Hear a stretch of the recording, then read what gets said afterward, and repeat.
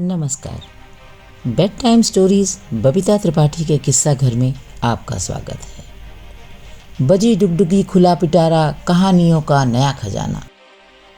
कहानियों के खजाने से इस समय मैं आपको राजस्थान प्रांत की कहानियाँ सुना रही हूँ। लेकिन बच्चों, कहानी सुनने से पहले जैसा कि मैं आपसे हमेशा कहती आई हूँ कि आप पहले मेरे इस चैनल को लाइक, सब्सक्राइब और शेयर करना ना भूलिएगा। और हाँ, बेल आइकन को भी ज़रूर दबा दीजिएगा ताकि जब भी मैं कहानियाँ अपलोड करूँ आप तक उनकी नोटिफिकेशंस ज़रूर पहुँच जाए। तो चलते हैं सीधे कहानी पर। जिस मिट्टी के कण-कण में कुर्बानी की गाथाएं हैं, जिस मिट्टी के कण-कण में कुर्बानी की गाथाएं हैं, त्याग तपस्या मर मिटने की नई नई गाथाएं हैं। हरावल और चंदावल में मिटने को जो हैं तैयार, हरावल और चंदावल में मिटने को जो हैं तैयार, ऐसे शक्तावत चूड़ावत मेवाड़ी सेना के शान, ऐसे शक्तावत चूड़ावत मेवाड़ी सेना के शान। बच्चों, आज मैं आपको मेवाड़ी सेना में शक्तावतों और चूड़ावतों की साहस और शौर्य की कहानी सुनाने जा रही हूँ और हरावल क्या है इसके बारे में बताने जा रही हूँ। कहानी का नाम है हरावल की होड़। राजस्थान का इतिहास देश और धर्म पर बलिदान होने की घटनाओं से भरा पड़ा है। युद्ध के लिए जाते समय सेना में सबसे आगे रहने और बलिदान का सबसे पहले अवसर पाने की घटनाएं कम ही मिलती हैं। इसे ही हरावल कहा जाता है। इस तरह की एक घटना 16वीं शताब्दी में मेवाड़ के महाराणा अमर सिंह के राज्यकाल में घटी। महाराणा अमर सिंह इतिहास में प्रसिद्ध महाराणा प्रताप के पुत्र थे। महाराणा प्रताप की मृत्यु के बाद अमर सिंह भी पिता की तरह मेवाड़ को स्वतंत्र कराने के लिए बादशाह अकबर से लड़ते रहे। उन्होंने मेवाड़ के सभी दुर्गों और गांवों को मुगलों के पंजे से मुक्त कराने का अपना प्रयत्न जोर शोर से जारी रखा था। इन दुर्गों में उटाले का प्रसिद्ध किला भी था। महाराणा अमर सिंह ने एक दिन अपनी सेना के साथ उटाले के किले को जा घेरा। दोनों ओर के सैनिकों में भयंकर मारकाट हुई। इस युद्ध में दोनों पक्ष के कई सरदार और बहुत सारे सैनिक मारे गए। इस पर भी महाराजा उटाले के किले को मुगलों से मुक्त कराने में सफल न हो सके। शाम हो चली थी। सूर्य अस्ताचल की ओर जा रहा था। महाराणा ने युद्ध बंद करने का आदेश दे दिया। राजपूत सरदारों ने घोड़ों की लगामें खींची। घोड़े मुड़े और मैदानों से तेजी के साथ पहाड़ों की ओर दौड़ गए। रात हो चुकी थी। चंद्रमा का प्रकाश चारों ओर फैला हुआ था। पत्थर की एक शिला पर मेवाड़पति महाराणा अमर सिंह बैठे हुए थे। उनके आसपास थे उनके सामंत और सरदार।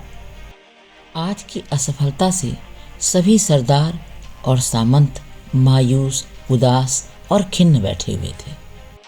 अपने सैनिकों और सामंतों की ये दशा देखकर महाराणा सोच में पड़ गए।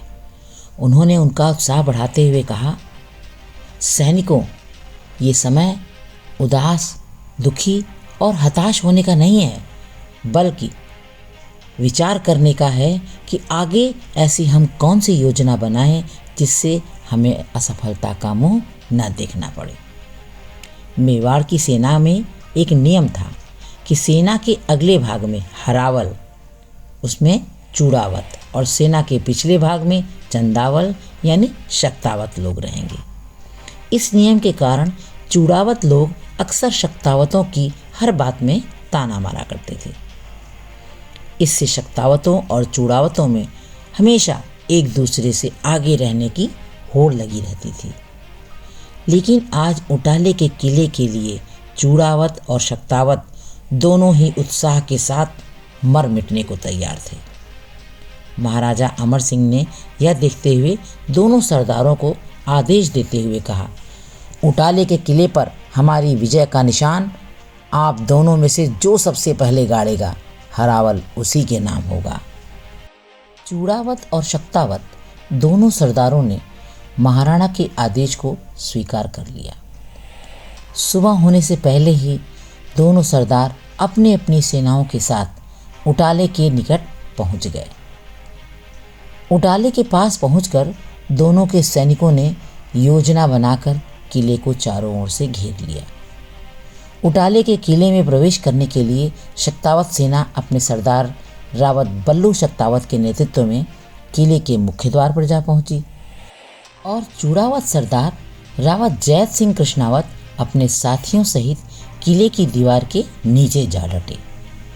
रावत बल्लू शक्तावत ने तेज आवाज में अपने हाथी के महावत से कहा, महावत, हाथी को हूल कर पौल के सारे दरवाजे तोड़वा दो। बल्लू जी के आदेश पर महावत ने कई बार हाथी को अंकुश मारा, लेकिन हाथी बूढ़ा होने के कारण किवाड़ों में लगे पैने कीलों से डरकर पीछे हट जाता था। अब बल्लू जी ने हाथी की जब ऐसी दशा देखी तो वह तुरंत हाथी से उतर पड़े और उतरकर बड़ी तेजी से फाटक पर लगे कीलों के आगे जाकर खड़े हो गए। उनकी आंखें लाल हो गईं। आवेश के साथ उन्होंने महावत से फिर कहा, अब क्या देखते हो महावत, हाथी को मेरे बदन पर हूल दो। बल्लू जी का आदेश सुनते ही महावत अवाक रह गया। एक ओर उसके स्वामी की मौत थी और दूसरी ओर मालिक का आदेश। वह यह सोच ही रहे थे कि उसे बल्लू जी की रोषपूर्ण आवाज फिर से सुनाई पड़ी, महावत, देखते क्या हो, हाथी को मेरे बदल पर हूल क्यों नहीं देते। और इस बार महावत को आदेश का पालन करने में जरा भी देर न लगी। उसने हाथी को जोर से अंकुश मारा और बल्लू जी के सीने पर हूल दे दिया। इधर जब रावत जैत सिंह ने बल्लू के बदन पर हाथी को हूलते हुए देखा तो वह तुरंत ही सीढ़ी लगाकर किले की दीवार पर चढ़ने लगे। जैत सिंह किले की दीवार के कंगूरों तक पहुंचे ही थे कि दुश्मन की बंदूक की गोली उनके सीने में जा लगी। गोली लगते ही रावत जैत सिंह सीढ़ी से गिरने लगे तो उन्होंने सीढ़ियों पर अपने पीछे खड़े साथियों से कहा, मेरा सिर काट कर तुरंत किले में फेंक दो। चूड़ावतों ने तुरंत ही रावत जैत सिंह का सिर काटकर किले के अंदर की ओर फेंक दिया। इधर बल्लू शक्तावत के बलिदान से किले का फाटक टूट चुका था।